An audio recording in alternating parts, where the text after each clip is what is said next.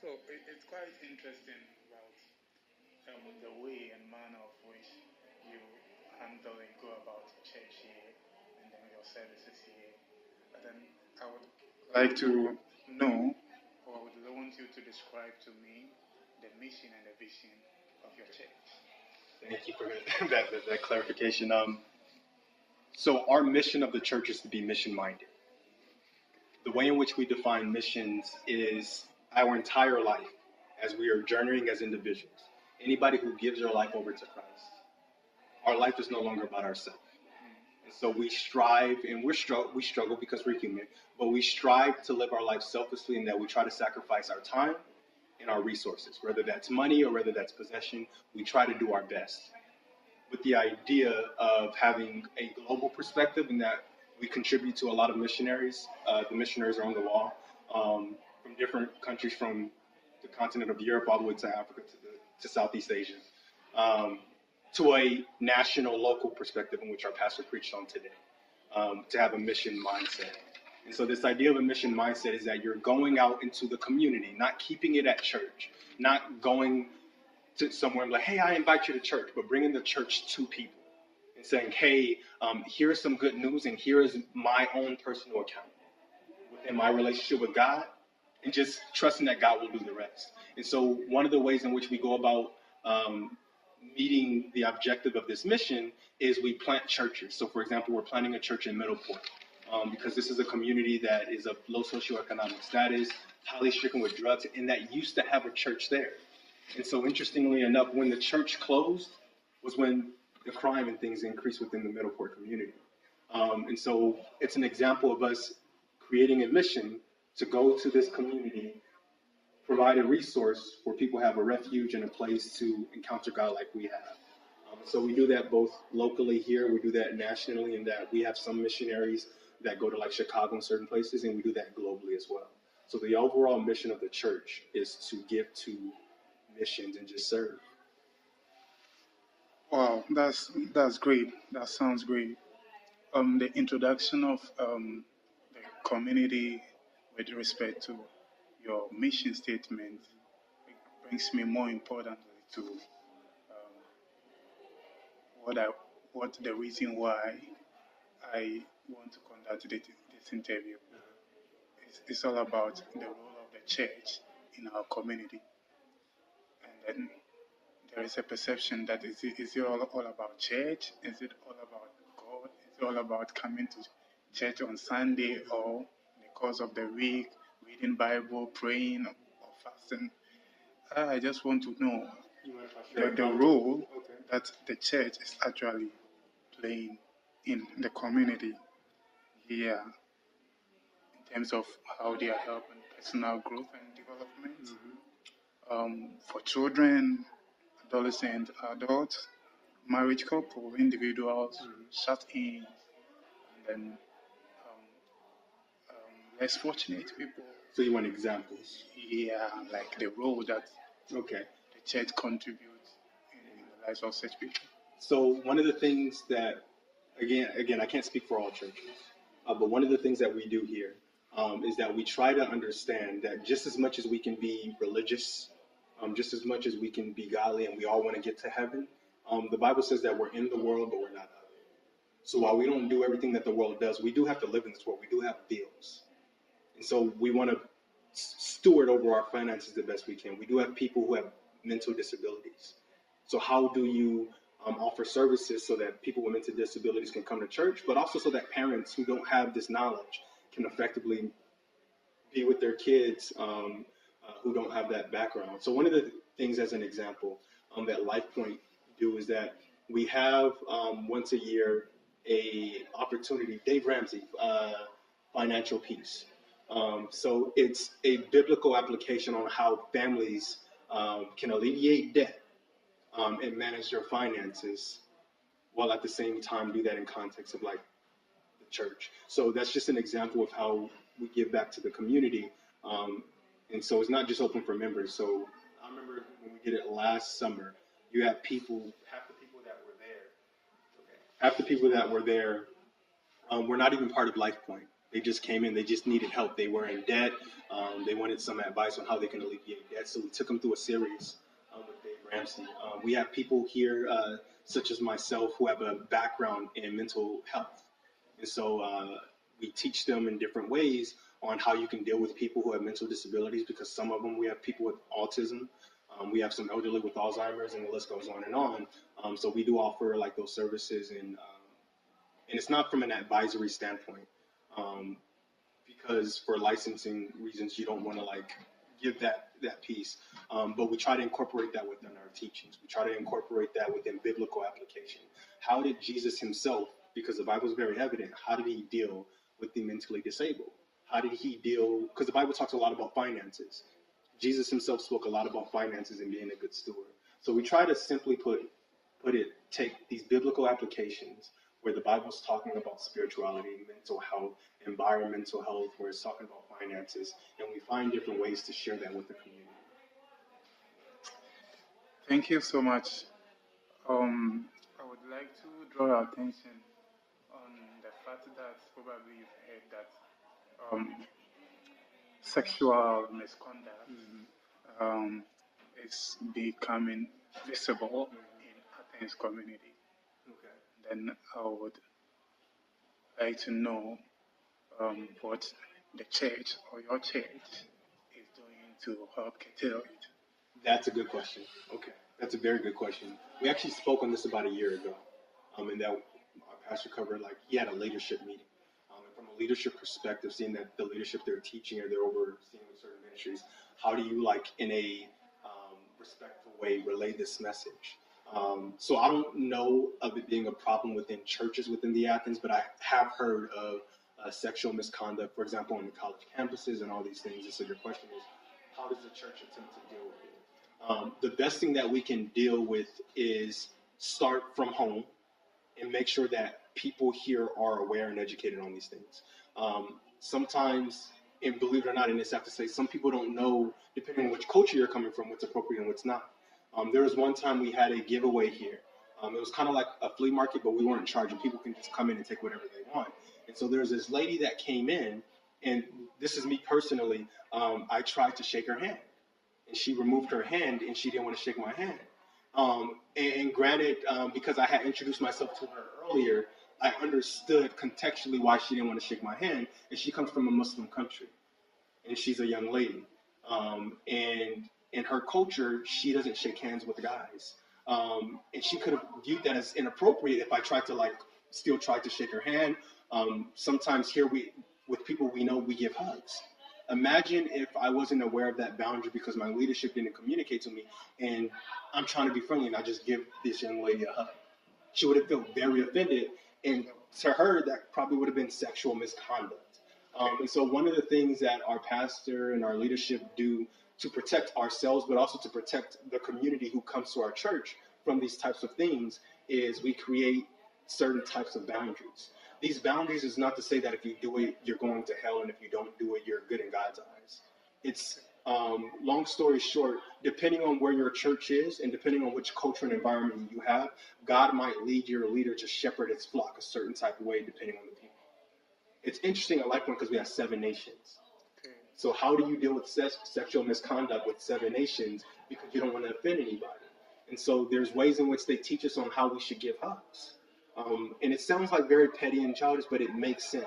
How we shake people's hands and don't assume that everybody wants a hug. And they pretty much give us that education, like, you can be friendly and you can be loving, but if you don't personally know that person, if they're not related to you, if you don't have a relationship, maybe use these methods of endearment and affection within the words that you use, right?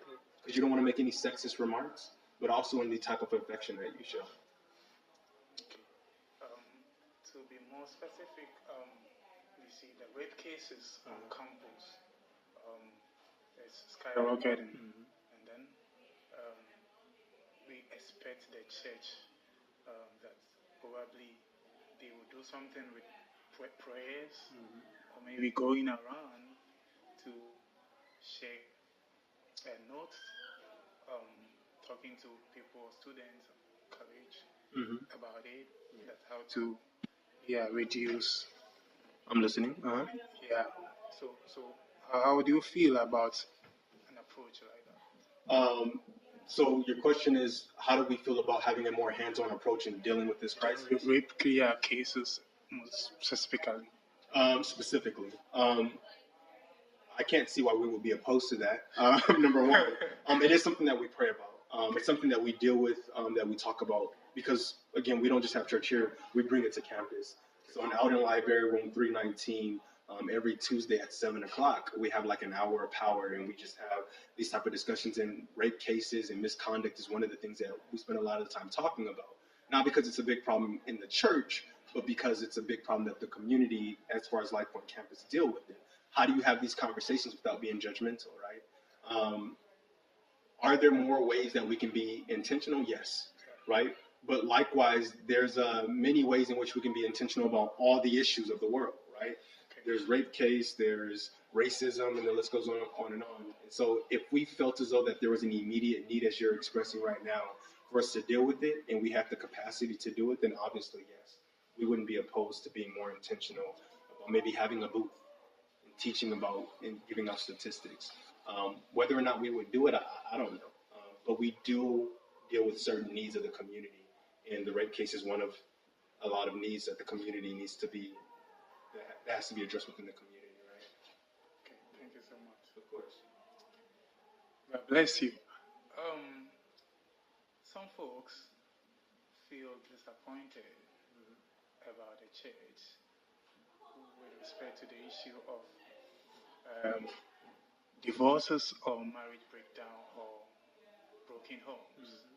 Yeah, because they believe that even people in the church getting divorced. Yeah, so people outside feel disappointed about the church who's supposed to set an exemplary life themselves. They are Being hypocrites. yes. So, is it anything that the church is doing about it to try to reduce the high rate of divorce in our community? Yes, to answer your question. One of my pastor's phrases that he says all the time is that a strong family builds strong churches, and a strong church builds strong communities, right? And so our understanding of a family is two parents in a household with kids that are there. We do have some people who are divorced in the church for various reasons. We might have a small fraction of people who are remarried within the church. I don't know, maybe within the church for various reasons. But with our focus right now, again, they've been here 2 years. The focus right now, as far as dealing with this specific issue of divorce, is providing counseling. Okay. Right? A lot of times people don't know how to work out conflicts. A lot of times people just run into marriage in the first place. A lot of times people stay within a marriage for maybe for the kids, and they never work on their relationship. So when their kids are off to college, they just like, well, I have no reason to be with you anymore, and they separate. So there's a lot of reasons onto why people get divorced. And so our leadership is focused on relationship. It's focused on counseling. And so what can you do to show them that despite your challenges, despite whatever your family is going through, yes, you are human, yes, you're going to make mistakes, but what can you show them biblically why it's important for them to stay together? Not just for their kids, not just for their finances, and not just for their communities, but also for the covenant of marriage and that relationship that they have with God within that marriage. And so our pastor and our first lady, they do have sessions with married couples who seek out that type of attention to reduce that divorce rate. Okay, so how do you do your counseling? Well, they just have their sessions. I don't know. I'm not a part of that. Okay. I'm not married, and I don't have a degree in counseling, and I'm not. Okay. So. Okay, sorry for it's okay. That. Yeah. So my next question is that to what extent do you think that the church's responsibility affects the entire city, the entire country? That's a very good question. That's probably my favorite question. If you don't mind me answering it this way, there's this passage in the Bible where Abel kills, or Cain kills Abel, Sure. right? And then God asks Cain this big question: "Are you your brother's keeper?" Right? Or Cain rather asks the question: "Am I my brother's keeper?" And the answer to that question is yes. Right? The nation of Israel, they forgot it, but their responsibility as the God's chosen people was not to keep salvation and the good news and development to themselves. Okay. Their responsibility was to share that with the world, and they kept it in-house. So we at LifePoint believe that our responsibility is to the community, not specifically to the church. So there's this understanding with that LifePoint that we're not called within the body of Christ biblically to be sheep among sheep, but the Bible teaches us to be sheep among wolves. That's why we spend so much time in the community.